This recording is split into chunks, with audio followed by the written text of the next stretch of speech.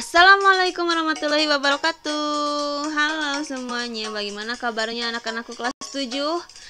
Berjumpa lagi dengan pembelajaran bahasa Indonesia di awal pekan.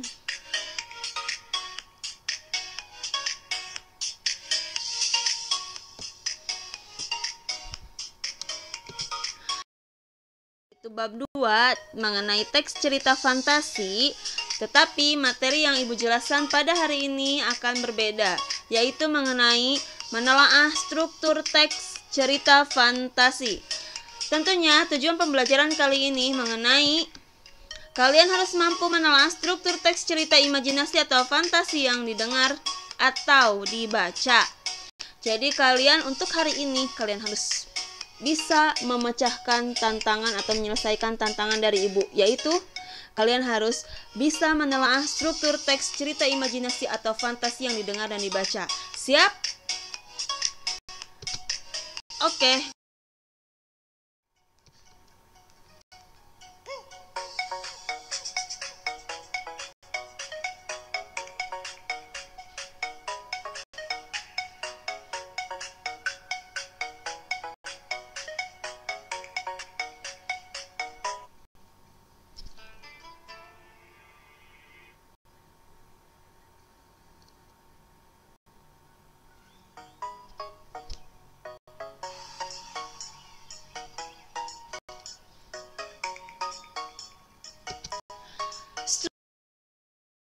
Fantasi.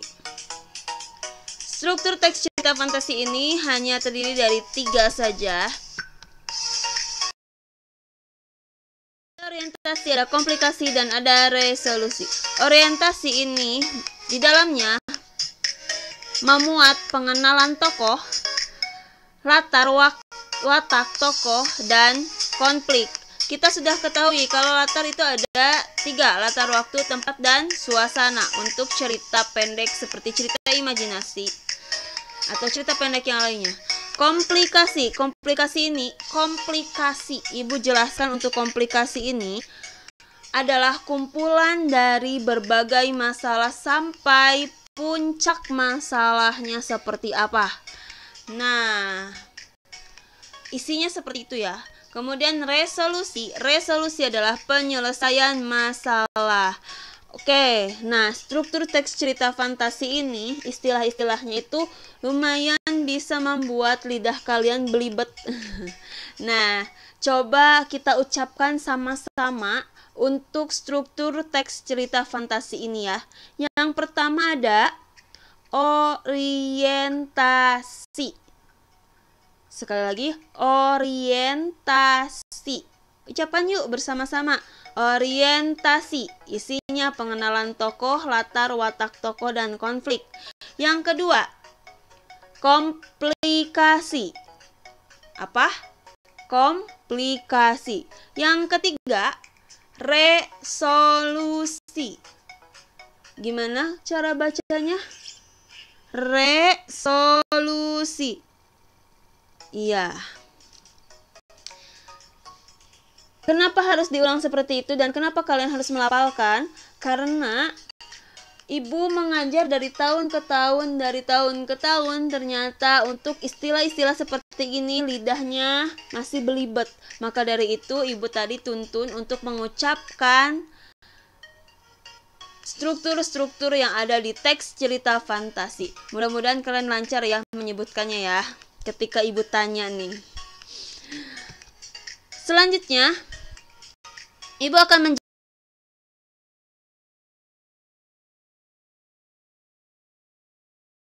penjelasan lebih lanjut mengenai struktur teks cerita fantasi. Pertama, orientasi. Orientasi yang dimaksud dalam teks cerita fantasi adalah pengenalan dari nama tokoh, latar atau tempat kejadian, suasana kejadiannya seperti apa, tema, dan beberapa gambaran dari alur yang akan diceritakan ke depannya. Jadi dikenalkan dulu dong ceritanya, tentang apa sih, siapa sih tokohnya. Nah, itu di dalam cerita fantasi. Pada bagian tersebut biasanya akan menceritakan watak atau sifat dari sang tokoh yang bisa menggambarkan apa yang akan terjadi pada selanjutnya. Itu struktur teks yang pertama. Yang kedua, komplikasi. Struktur dari konflik pada teks cerita fantasi yaitu dimulainya permasalahan yang akan menjadi inti dari cerita fantasi.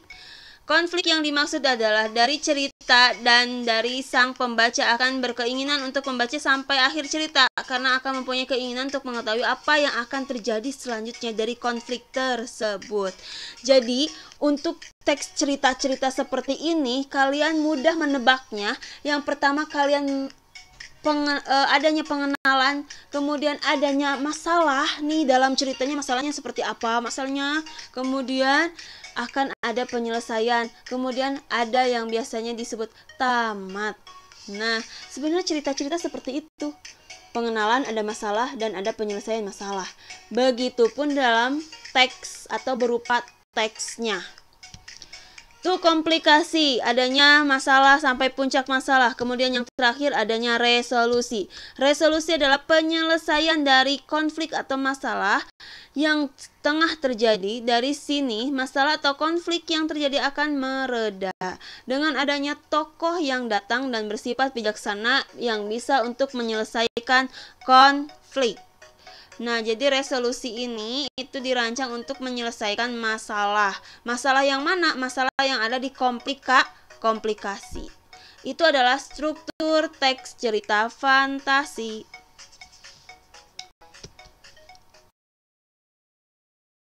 Oke, selanjutnya kita simak untuk contoh yang pertama. Teks cerita fantasi berikut yang berjudul Bapak Tua dan Jina. Rumah tua di pinggir kota hiduplah seorang tukang sepatu yang sangat tua. Ia memelihara kucing betina yang diberi nama Jina. Bulunya hitam legam dengan ekor yang pendek. Jina selalu duduk di samping Pak Tua, memperhatikan beliau bekerja dari membuat pola, memotong bahan, hingga menjahit sepatu. Nah, kalau dilihat ini adalah orientasi. Orientasi di sini memperkenalkan apa? Memperkenalkan latar tempat. Apa latar tempatnya? Di sebuah rumah tua di pinggir kota. Selain latar tempat yang dijelaskan, ada apa lagi? Ya benar, ada si tokoh. Tokohnya siapa? Seorang tukang sepatu yang tua. Selain tokoh tukang sepatu, ada siapa lagi? Ya benar, ada kucing yang bernama Jina. Nah, tokoh-tokoh ini yang akan masuk ke dalam permasalahan dan menyelesaikan masalah. Gimana cerita selanjutnya? Yuk simak lagi. Sekali lagi, untuk yang ini orientasi ya, pengenalan.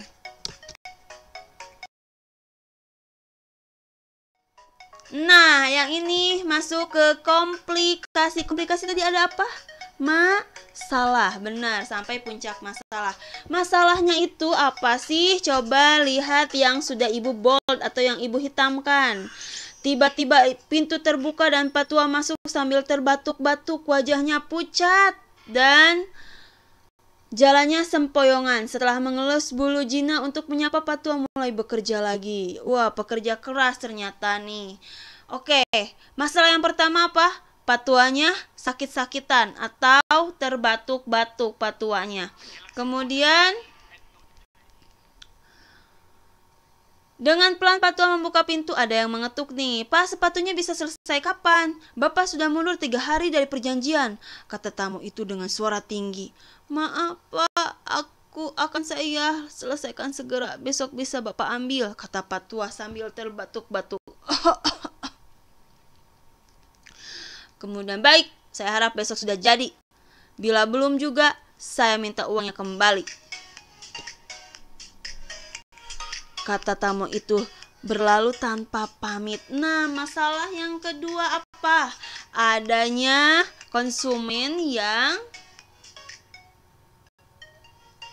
berlaku tidak sopan terhadap Bapak Tua itu. Kemudian Pak Tua itu bekerja sambil terbatuk-batuk sambil sakit. Nah, itu masalahnya. Nah, kalian sudah bisa kan menganalisis sebuah masalah seperti apa gitu. Nah, itu adalah masalahnya. Kemudian masuk ke resolusi atau Penyelesaian masalah.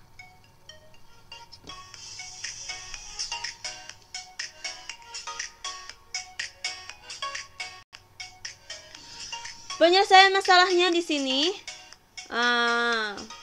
Dari kaki depannya muncul seberkas cahaya yang berpendar-pendar. Tiba-tiba jari-jarinya memanjang. Ini kakinya siapa? Kakinya si Gina, si kucing tadi. Tiba-tiba jari-jarinya memanjang dan terasa tidak kaku. Gina menggerakkannya dan jari-jari kakinya dapat menarik baju Patua.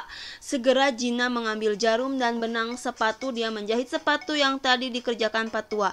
Dengan cepat sepatu itu selesai dan kemudian Gina mengambil sepatu lainnya. Tanpa terasa, Gina telah menyelesaikan 10 sepatu dengan cepat. Kemudian Gina mengambil kertas dan sepatu. Dia menulis sesuatu dan mengantar kertas itu ke rumah sebelah. Nah, anak-anak, resolusi di sini jangan kaget ya, Gina tadi adalah seekor kucing. Nah, kita kan sedang membahas teks cerita fantasi ya. Nah, teks cerita fantasi ini ciri khasnya apa? Adanya keanehan atau keajaiban di dalam ceritanya. Nah, untuk cerita ini, keanehannya si Gina bisa membantu Pak Tua, bisa mengambil jarum, kemudian mengerjakan 10 sepatu dengan cepat. Padahal si Gina ini adalah seekor kucing. Nah, itulah keahlian atau ciri khas dari teks cerita fantasi. Itu ya. Jadi kembali lagi ke struktur, resolusinya apa? Penyelesaian masalahnya apa? Iya, benar. Diselesaikan masalah ini oleh Gina yang berubah dan bisa menyelesaikan 10 sepatu dengan sangat cepat.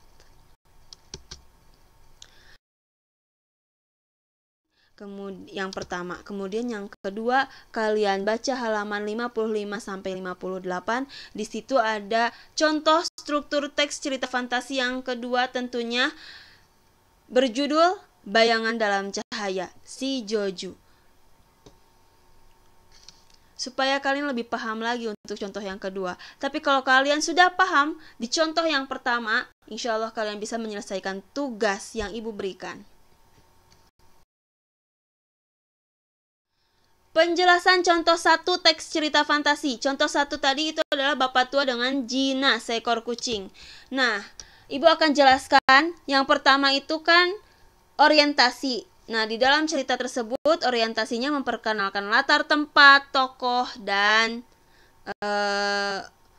tokoh lain. Kemudian komplikasinya, bapak yang mulai sakit-sakitan serta penagih sepatu yang kasar. Itu komplikasinya. Nah, kalau misalnya nanti nih untuk tugas kalian boleh menuliskan seperti ini, memperkenalkan latar tempat dan tokoh, tapi harus diikuti dengan bukti tekstualnya. Bukti tekstual itu apa? Bukti yang terdapat dalam teksnya. Sekali lagi, bukti yang terdapat dalam teksnya, tinggal kalian pindahkan ke dalam buku kelatihan kalian. Itu saja sebenarnya ya. Mudah. Jadi kalau kalian, Bu Ai, bukti tekstual itu apa ya? Bukti tekstual itu bukti yang ada di dalam teks, kalian pindahkan ke buku latihan. Itu saja. Ya, jadi kalian jangan memikir yang rumit-rumit. Selanjutnya, struktur yang ketiga adalah resolusi. Resolusinya apa? Gina diberi keajaiban dan bisa membantu Bapak Tua mengerjakan 10 sepatu dengan cepat. Nah, itu penjelasan dari contoh 1 teks cerita fantasi. Sampai sini, kalian paham kan? Alhamdulillah kalau kalian paham. Tuh ditanya tuh, bagaimana? Kalian mengerti kan? Mudah-mudahan mengerti ya, karena ibu sudah menjelaskannya dengan sangat rinci dan dengan bahasa yang insya Allah ibu rasa bahasa yang ibu jelaskan ini memudahkan kalian untuk memahami mengenai khususnya struktur teks cerita fantasi.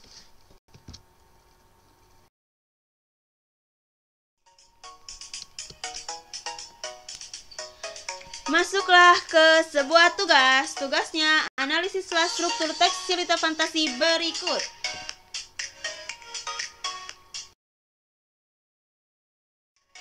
Petunjuk tugas, ingat Ingat kata ibu sebelumnya, kalian harus mengikuti petunjuk yang ibu buat. Sekarang ada nih petunjuk tugasnya. Coba kalian perhatikan satu per satu. Yang pertama, baca cerita fantasi yang berjudul Mencari Harta Karun. Di dalam buku paket pada halaman berapa ya? Ada yang sudah tahu? Iya benar, di halaman 46 sampai 49. Sekali lagi di halaman 46 sampai 49. Coba baca cerita fantasi yang berjudul Mencari Harta Karun tersebut. Setelah kalian baca semuanya, analisislah struktur teks cerita fantasi itu dengan menyertakan bukti tekstualnya. Nah loh, yang tadi Bu bilang nih, bukti tekstualnya. Bukti tekstual yang ada di dalam buku paket atau di dalam teksnya seperti apa? Bu, ini terlalu banyak untuk komplikasi, Bu. Ada 5 paragraf. Apa harus saya tulis semua? Tidak perlu. Kalian hanya tulis masalah-masalahnya apa saja. Tidak perlu kalian tulis sedetail itu. Yang penting masalahnya ada di dalam teks itu. Paham ya? Yang ketiga, tulislah di buku catatan, boleh berbentuk tabel atau per poin. Bu, seperti apa nih berbentuk tabel atau per poin? Ibu jelaskan nih ya. 4. Kumpulkan sampai jam 10 ke GF, Google Form yang akan dibagikan di WA Group. Nah, ini contoh tugas jika menggunakan tabel. Ini tabelnya, contohnya nih. Ada nomor, ada struktur, ada bukti tekstual. Nomor yang pertama, strukturnya orientasi. Bukti tekstualnya apa? Misalnya kayak tadi, contoh yang tadi ya. Ingat contoh yang tadi ya. Bukti tekstualnya itu memperkenalkan latar tempat dan tokoh. Nah, kalian tulis tuh latar tempatnya di mana, kemudian tokohnya siapa. Nah, itu bukti tekstualnya, sayang-sayangku, soleh-solehahku. Mudah sekali ketika kalian sudah beres membacanya. Ya. Kemudian pengisian di tabel bukti tekstual boleh menggunakan simpulan atau boleh menuliskan beberapa kalimat yang terdapat di dalam teks. Tuh loh, petunjuk tugasnya sudah jelas seperti itu. Kalian harusnya lebih bisa paham dan lebih cepat mengerjakannya. Kalau ini bentuk tabel, kalau per poin kayak gimana Bu? Untuk per Nah, struktur teks ini nggak di poin ya, nggak di tabel ya, tapi bentuknya per poin. 1. Orientasi, bukti tekstualnya apa? Yaitu Bu, kalau pakai tabel kan harus menggarisi dulu. Capek, Bu. Kemudian ribet, Bu. Boleh nggak per poin aja? Boleh, asalkan yang pertama itu ada nomor, ada strukturnya apa, kemudian bukti tekstualnya kalian jelaskan. Paham tidak sampai sini? Ibu harap kalian paham tentang struktur teks cerita fantasi dan petunjuk tugasnya ya.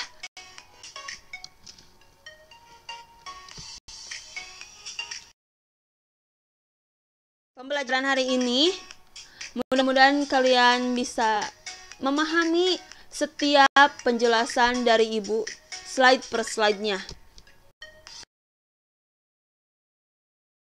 Mohon maaf bila ada kesalahan. Wassalamualaikum warahmatullahi wabarakatuh. Yuk ke